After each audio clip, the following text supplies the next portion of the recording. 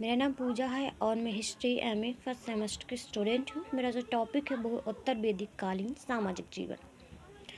उत्तर वैदिक कालीन जो कि इसका जो टाइम पीरियड था वो 1000 ईसा पूर्व से लेकर 600 ईसा पूर्व माना जाता है।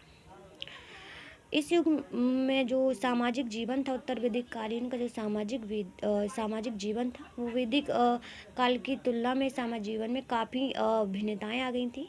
जैसे कि वैदिक काल में से वर्ण व्यवस्था थी, जहां उत्तर वैदिक काल में वर्ण व्यवस्था के साथ साथ आश्रम व्यवस्था भी पूर्ण रूप से विकसित हुई।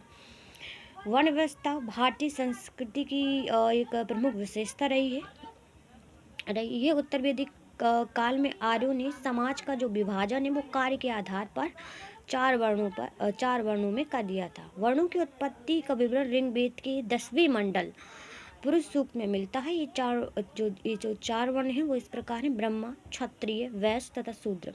आश्रम व्यवस्था उत्तर वैदिक काल में मानव जीवन को 4 आश्रमों में विभक्त किया गया, जिसमें ब्रह्मचर्य, गृहस्थ, वानप्रस्थ तथा संन्यास। नारी की दशा तो उत्तर वैदिक काल में ऋग्वेद काल की तुलना में नारी की जो दशा थी उसमें गिरावट आ गई थी। बहु पत्नी प्रथा के कारण आए दिन पत्नियों में झगड़े होते थे। फिर भी नारियों की जो शिक्षा थी उसकी समुचित अभी जो व्यवस्था थी वो बनी हुई थी। जैसे कि गार्गी और मैत्रेयी जो इस काल की जो थी विदुषी महिलाएं थी। भोजन इस काल में शाकाहारी और मांसाहारी दोनों ही प्रकार के भोजन का जो प्रचलन था। गेहूं और चावल का प्रयोग होने लगा था।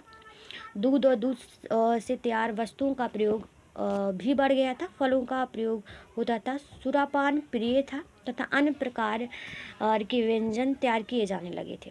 वस्त्र एवं आभूषण तो 3 प्रकार के वस्त्रों का प्रचलन था: वास, आदिवास और नीबी। नीबी के नीबी के साथ साथ अन्य प्रकार के वस्त्रों का प्रचलन भी शुरू हो गया था। वस्त्रों की विविध डिजाइनों और कढ़ाइयों से आकर्षण वस्त्रों को बनाया गया। सौंदर्य प्रसाधनों का जो प्रयोग था वो भी बढ़ गया था। शिक्षा और साहित्य की उन्नति उत्तर वैदिक काल में शिक्षा का प्रचार बढ़ गया।